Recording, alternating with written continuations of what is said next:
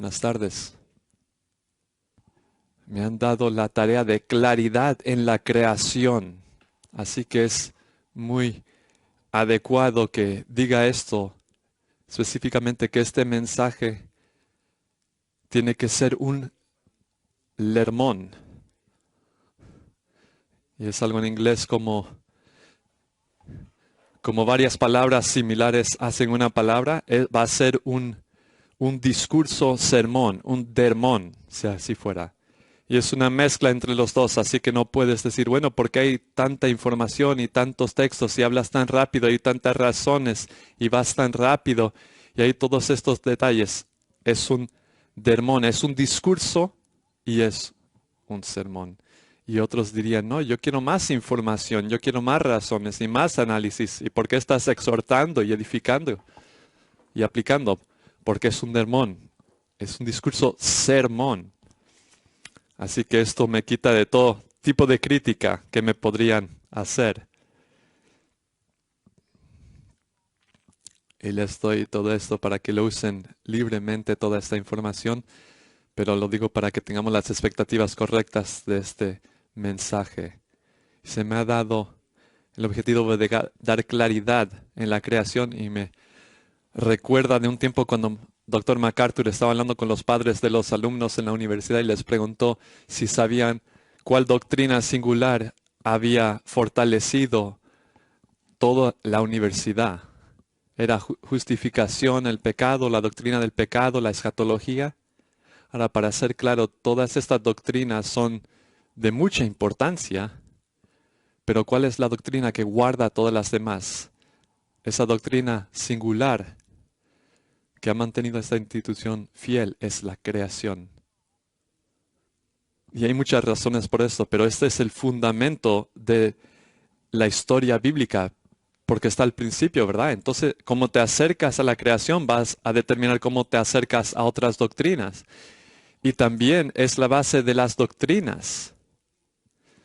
Y también expone nuestra perspectiva de la Escritura. Realmente distinguimos claramente entre la razón humana o la autoridad divina toda suficiente. Esa revelación, cómo de alta es nuestra perspectiva de la Escritura. Y también expone nuestra hermenéutica.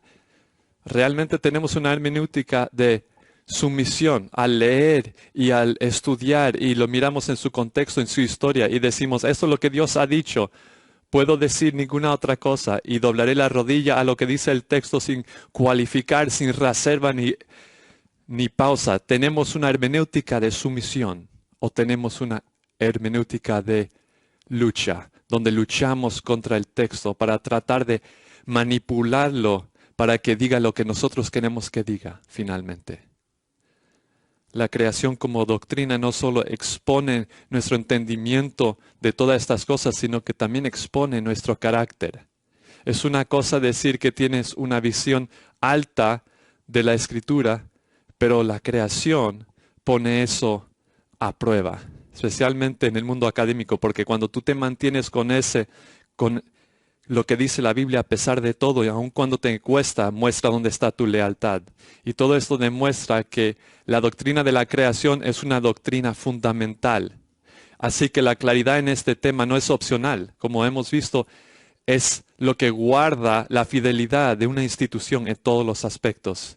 Y en vista de eso, quiero no solo fortalecer nuestra convicción de la creación, pero quiero voltear todo lo que rodea la narrativa de la creación. Sabemos la narrativa y lo que dicen otros sobre eso. Y ellos dicen, bueno, esa doctrina no es tan clara y no es algo tan importante, no es nada. Entonces otro dice, pero tiene tantas preguntas y a lo mejor deberíamos hacerlo a un lado porque da un poco de pena, de vergüenza que creemos esto. Es lo que comúnmente escuchamos en cuanto a esto. Yo quiero voltear eso totalmente y quiero mostrarte la sustancia de esta doctrina, que tú puedes entenderlo y qué está a riesgo con esto y por qué importa. Y también quiero mostrarles la importancia, el significado de esta doctrina, que no hace que haya más preguntas, sino que da respuestas a las preguntas que tenemos, porque nos muestra esta verdad, que este mundo es de nuestro Padre y todo lo que hay aquí es para su gloria. Y Él va a traer todo a justicia al final. Esta doctrina no es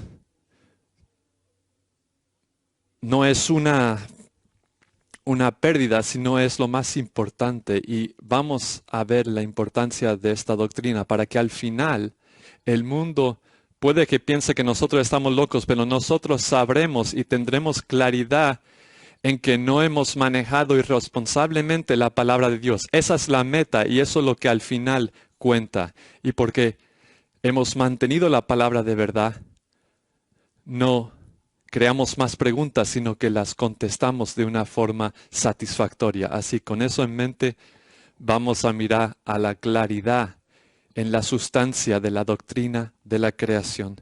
Necesitamos claridad en cuanto a si la Biblia enseña lo que pensamos que es como una creación joven o una creación de 6 días literales. ¿Qué dice el texto y cómo podemos entender esto?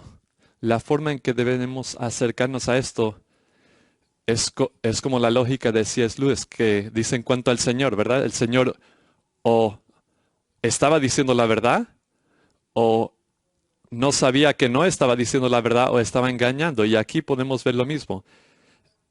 ¿Génesis es miscomunicación? ¿Un mito? ¿O es algo que corrija los mitos? Y es cierto que podría ser Génesis 1 y 2 algo que desprueba la evolución o es totalmente en contra de la evolución porque es lo que realmente ocurrió y es la verdad de la historia que corrige a los mitos que hay. Y descomprobando los primeros dos podemos mirar el tercero, que es el proceso de eliminación. Así que queremos hacer el caso más fuerte que podamos en el tiempo que tenemos. Queremos ser exactamente claros en este punto. Así que vamos punto por punto. Vamos con la primera posibilidad, que es una falta de una miscomunicación. Y lo primero es que mirando esto pudiera acomodar a la evolución. El relato bíblico pudiera acomodar a la evolución, pero al verlo vemos que es claro. Primero, no hay ninguna teoría de las edades que eran periodos de tiempo. Pero eso no es cierto si miramos aquí. Dos razones si las vemos aquí en el texto. Una forma es, puedes mirar todas las construcciones gramáticas similares a Génesis 1, 1 a 4 y puedes ver 134 de ellos. Y si vas a través de las 134 referencias, vas a ver que no hay espacios entre los números. Y dice, no quiero ir y mirar todas esas referencias. ¿Hay otra forma? Sí, hay otra forma. Puedes ir a un libro de hebreo normal y vas a ver que esas cláusulas son circunstanciales que están alrededor del verbo y ahí no hay espacios. El texto es claro, no hay espacios en cuanto a estos días. Y es claro que lo que es aquí un día es un día de 24 horas. Ustedes pueden verlo en sus Biblias. Hay un día y es la mañana y la tarde. Y aquí dice un día, primer día. Cuando dice primer, dice que es un número de contar, que cuenta como un día. Que cuenta como un día es tarde y mañana. El texto define lo que significa, está claro. Dios no reveló esto a través de Moisés para que años y años después tuviéramos un arma en contra de los que dicen de esa teoría del día era. Moisés lo articuló de esta forma para que entendiéramos que Dios es tan soberano, no solo crea el tiempo, pero lo define y está por encima de todo aspecto del tiempo, porque Él es el soberano de toda creación. En cualquier caso, la Biblia es clara que no es ambiguo, no es una falta de comunicación. Así que Génesis 1 y 2 son tan claros que se presenta de una forma de cómo se lee holísticamente como entero. Se puede ver en el Vayictol. Es una forma hebrea que se encuentra comúnmente en la narrativa y este tipo de verbo se ve tanto en estos primeros dos capítulos que se presenta como algo histórico, como primera y segunda de Samuel o partes de Éxodo, y así debemos de leerlo. Se presenta enteramente como histórico. Es claro que no es una falta de comunicación. Y la gente tiene una forma más de argumentar que hay una falta de comunicación aquí y es la presencia del lenguaje fenomenátrico. Y como habla aquí de que el sol sale y se pone y dice, eso no es científico, no está hablando aquí y permite la evolución, pero es lo contrario. Ese es el lenguaje de la observación, pero para que eso ocurra requiere que tú veas algo que está pasando en el tiempo y en el espacio y en la historia. Sí, el sol sale y se pone, puede ser descrito de otra forma como que la Tierra está dando vueltas al sol, pero eso significa que algo está pasando en el tiempo y espacio y dentro de la historia.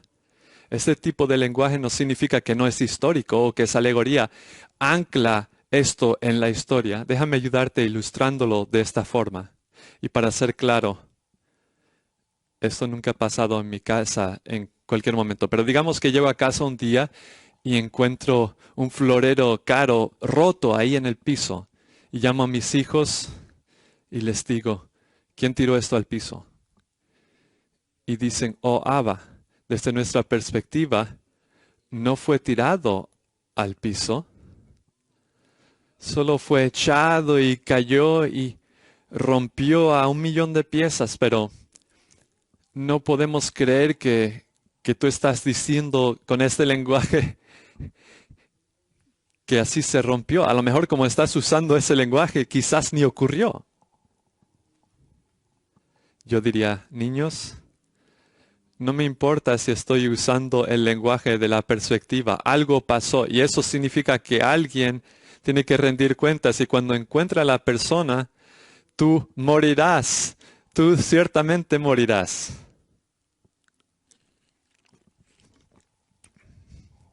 Este tipo de lenguaje no suspende la historia, pero ancla el evento en la historia y en el tiempo. Y esta creación de 6 días aquí, estando aquí en este lugar, no indica que es algo metafórico, algo alegórico.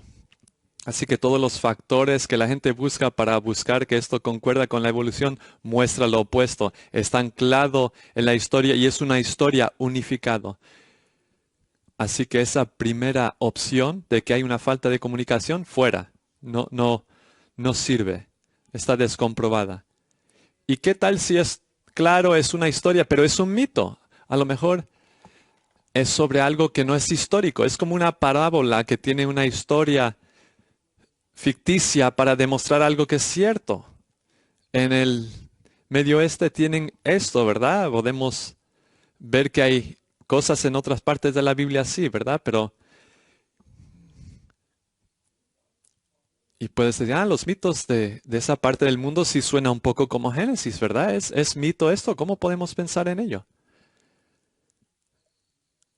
Pero tenemos que preguntarnos cuánto de similar son las similitudes entre estas cosas. Si tú has escuchado mitos de esta parte de esta parte del mundo, dirías, sí, es exactamente lo mismo como Génesis, así que vamos a hacerlo ahora. En el caso del agua, arriba y abajo del firmamento, este es el mito que se parece. Hay una diosa y otro dios la corta por la mitad y toma la mitad de esta diosa y la pone arriba del firmamento y otra parte de esta diosa debajo del firmamento. Y supuestamente eso es igual a Génesis capítulo 1. Pero eso no suena como Génesis para nada. Y ese es mi punto. Cuando escuchas a la gente buscando similitudes, es cuando ya han interpretado y filtrado. Pero si tú escuchas las historias como son, tú no vas a ver la similitud con Génesis, sino que te vas a dar cuenta que Génesis le quita el mito a lo demás, lo corrige. Entonces no es un mito. Y esa es la misma lógica que podemos ver en las otras supuestas similitudes. Sí, hay otros mitos de que el hombre se creó del polvo, pero aquí es como ocurre. Los dioses se pelean, uno es cortado, sale la sangre a la tierra y aparecen personas. Eso es completamente distinto a el relato de creación en Génesis capítulo 2. Sí, los dioses se enojan con la gente en el mito y así es como ocurre ahí sobrepopulación. Y esta es la teoría de ellos, ¿verdad? En estos mitos, que hay tanta gente que empieza a hacer ruido y los dioses se enojan. Y eso es muy distinto a lo que vemos en Génesis 3 del pecado y la desobediencia. Así que estas similitudes no son similares y hay muchísimas diferencias. No usa el tipo de estilo poético que usan los mitos ni las ideas del panteísmo y tampoco usa Génesis, lenguaje de evolución como estos mitos. Aquí es lo que la gente no se da cuenta, que la palabra evolución se encuentra en estos mitos. Y podemos verlo porque hay una palabra que dice de cómo una gallina desarrolla de un huevo. Y esa es la idea de estos mitos antiguos. Y es la ironía de todas las ironías, ¿verdad? Que la gente piensa de Génesis 1 y 2, es tan primitivo, y piensan, es como esos mitos antiguos. Pero realmente la evolución se parece más a los mitos antiguos que el relato de Génesis. Con eso vemos una y otra vez que Génesis dice, esto no es un mito en estilo, no es un mito en contenido, no es un mito en lenguaje, porque no usa ese tipo de lenguaje. Moisés con cada elección literaria muestra una y otra vez que esto no es un mito, así que eso significa que no es un mito. Y significa que la segunda opción está fuera. Así que solo queda la última opción, que esto corrija los mitos.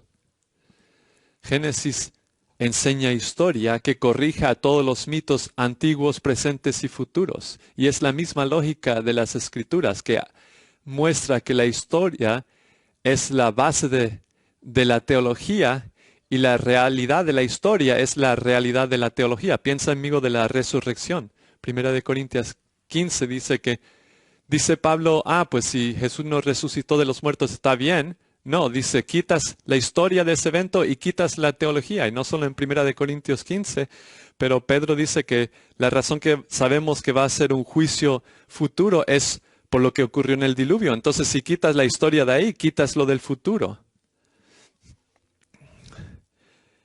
Y también lo que Jesús muestra en Hebreos 11, donde mira a la historia del Antiguo Testamento para hablar de la fe, pero si quitas toda esa historicidad, quitas el argumento de Hebreos.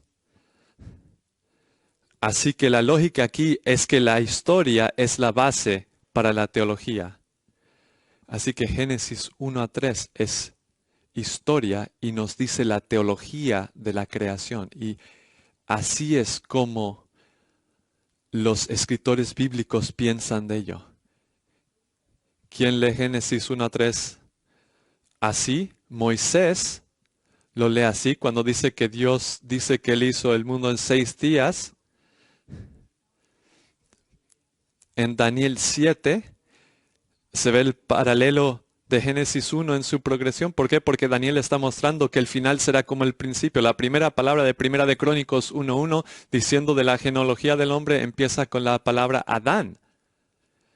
El que escribió eso creía en la historicidad de Génesis. En Mateo 19:4 habla de cómo Dios habló a Adán y Eva en el jardín. Juan 1:1, en el principio estaba el Verbo. En Hechos dice que creó de un hombre todas las naciones. Hebreos 1 también habla de cómo Dios hizo el mundo y lo sostiene con su palabra. Así que, ¿quién lee Génesis de esta forma? Moisés, Amós, Juan, Lucas, Pedro y Jesús. Creo que estamos en buena compañía. La gente puede pensar que estamos locos, pero no hemos manejado su palabra de una forma loca, porque no es una falta de comunicación, no es un mito, corrija los mitos. No hay ninguna parte de Génesis que apoya la evolución, porque te dice exactamente lo que pasó, es histórico, es historia. No hemos manejado la palabra de Dios irresponsablemente. Tenemos un cargo de dividir correctamente la palabra de Dios y tenemos que guardar ese cargo. Y quiero mostrarte a través de la sustancia de esta doctrina que al tomar Génesis 1 a 3 así, histórico, hemos cumplido con ese encargo. Y algunos de ustedes aquí pueden pensar, bueno, eso está bien, pero ¿a quién le importa? ¿Realmente importa? ¿Esto es un tema importante? Y esto nos trae el segundo punto. No solo que la sustancia de esta doctrina, pero que hay en juego con esta doctrina. Como he dicho, algunos pueden decir, ¿esto importa? ¿Esto hace una diferencia? ¿Qué está en juego con esto? Toda doctrina importa. Y déjame comprobarlo aquí en esta instancia. ¿Sabes qué está en juego con la creación? El cristianismo. Dices, bueno, estás siendo dramático, estás exagerando. No, nosotros podemos comprobarlo y es lo que quiero hacer aquí. Quiero mostrarte paso a paso por las 10 categorías de teología sistemática, este resumen de dogma y mostrarte que cuando cambias Génesis 1 a 3 para acomodar a la evolución y hacerlo decir cosas que muestra que hay muerte antes de la caída, que hay múltiples Adán y Eva, es lo que ellos están diciendo, y cuando dices eso y eres consistente con eso, tienes que redefinir todas las categorías de teología. Cambia la creación, cambia todo. Y vamos a ver cómo funciona esto. Si la creación no es cierto, entonces inmediatamente tendrás que cambiar tu teología de Dios, del Dios Trino. Cristología, teología propia y neumatología. Porque la Biblia explica la bondad de Dios en que Él crea. Ahí en el principio, Génesis 1.1, Dios crea. En 1.2, el Espíritu crea. Y crean cada lugar y todo lo que llena ese lugar y están exhaustivamente metidos en la creación. Y cuando la Biblia quiere comprobar la deidad de Cristo, ¿a qué apela? A la creación. Juan 1.1. En el principio estaba el Verbo. Colosenses 1. Todo fue creado en Él, en Cristo. Y una vez tras otra la Biblia afirma que la Trinidad crea. Es deidad, son deidad porque son creadores y están por encima de todo y nada ocurre fuera de ellos. Pero si evolución es cierto, entonces eso no pasó. Y en ese momento, si vas a ser consistente a través de la lógica bíblica, tienes que redefinir lo que hace que Dios sea Dios. Porque la Biblia dice que lo que hace que Dios sea Dios es por su poder creador. Y tendrás que redefinir a Dios no por su grandeza, sino por su bondad. Y entonces la muerte es parte de una creación, porque dice que Dios dijo que todo era bueno.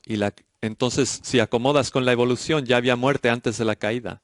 Entonces tienes que redefinir tu teología de Dios. Pero los cambios no paran ahí.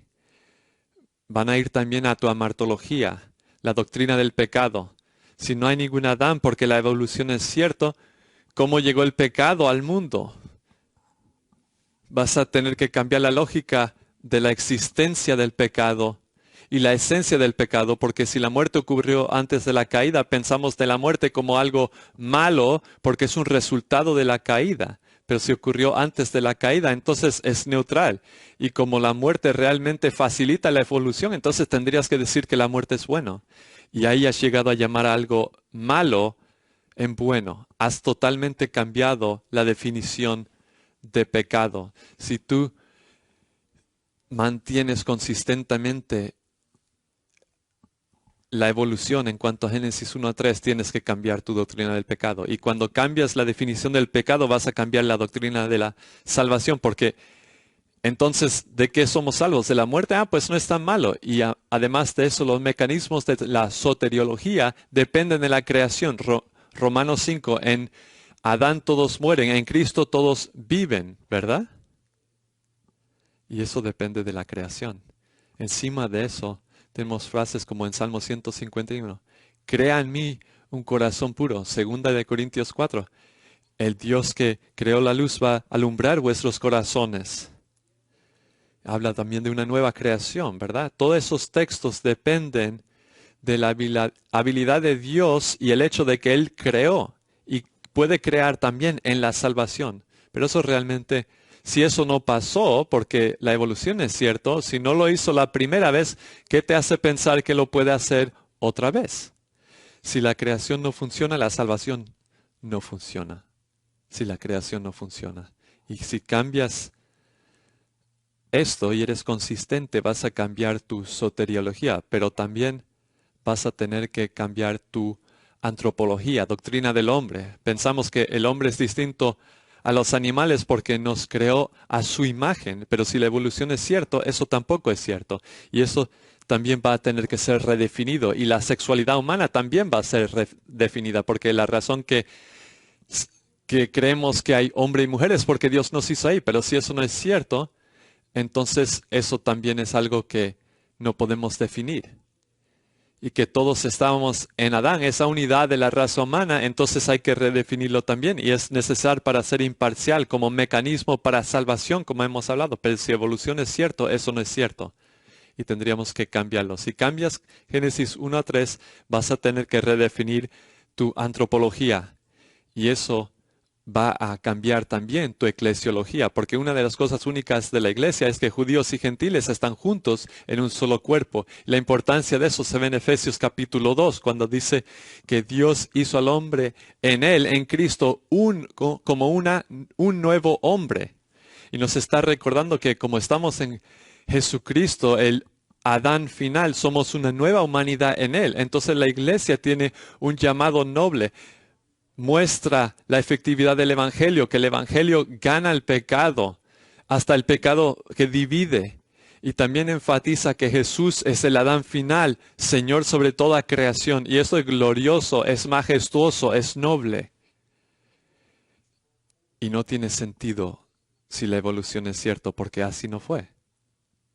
Entonces, ¿por qué tiene que ser así? No hay ningún punto a esto. Si cambias Génesis 1 a 3, tendrás que cambiar tu eclesiología. Y no solo vas a tener que cambiar tu eclesiología, tendrás que cambiar tu escatología.